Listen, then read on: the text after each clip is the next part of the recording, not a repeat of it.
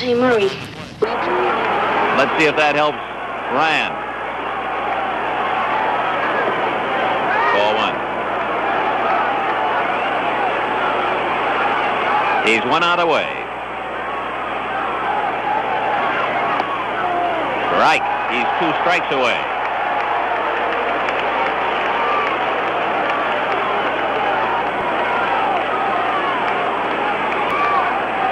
All the Angels across the way, moving closer to that top step of the dugout. He's 1 strike away, and these fans now are cheering for Nolan Ryan. 41,411. They'd like to go home saying, I saw my first one.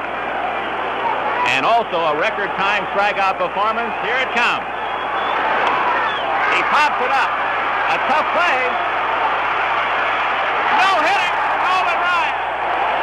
Ryan has become only the 5th man in modern Major League history to throw 2 no-hit, no-run games in the same season. And it's a standing ovation from the fans in Detroit, Michigan.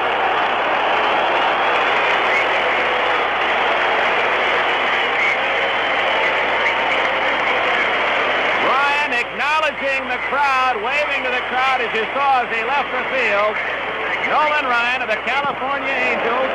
He did not get the strikeout in the 9th inning that would have tied Bobby Feller's long-standing record for a single game of 18 in the American League. But he struck out 17. He walked 4, a couple of hard outs, and the one that almost denied him the no-hitter off the bat of Gates Brown, a line shot that went to shortstop Rudy Maioli, almost as if somebody was looking over the shoulder of Ryan and saying this one's going to be an out, not a hit.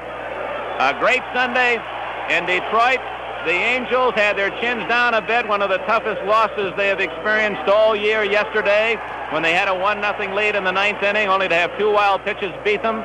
And Nolan Ryan comes right back. We talked with Nolan before the ball game as Freddie Federico, the trainer, was rubbing him down. And I said, Nolan, we got to get a win today and go home. That's a long trip home. Let's finish strong. And Nolan, of course, is a little upset about his own record, 10-11. He said, I'm going to go out and pitch a shutout.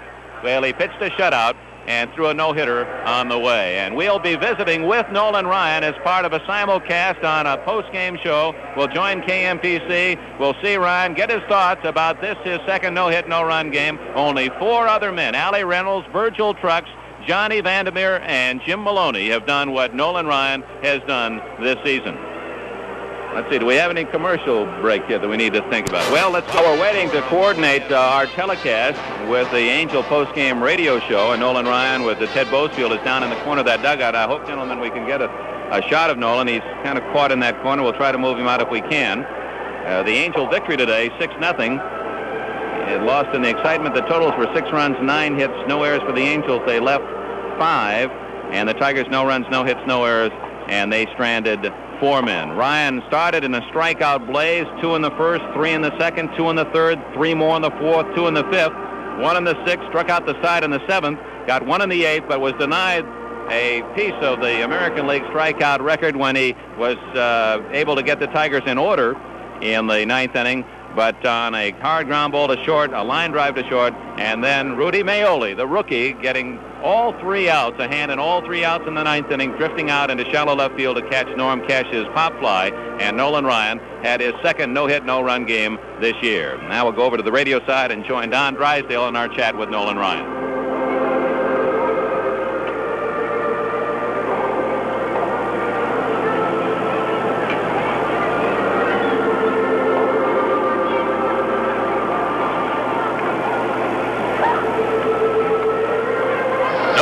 Our special guest, and to lead off the questions, here's Dick Enberg.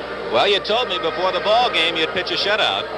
Well, Dick, it's a little more than I was anticipating. I know anytime you pitch against Detroit here in this stadium, with all left-handers they run at you, it's usually tough to shut a team out, but I felt like this game we needed to pick our club up. We lost some tough games, and I started anticipating this game several days ago. I decided I was going to go out and pitch the best game I could, and I think I was fortunate to probably have the best stuff I've had all year.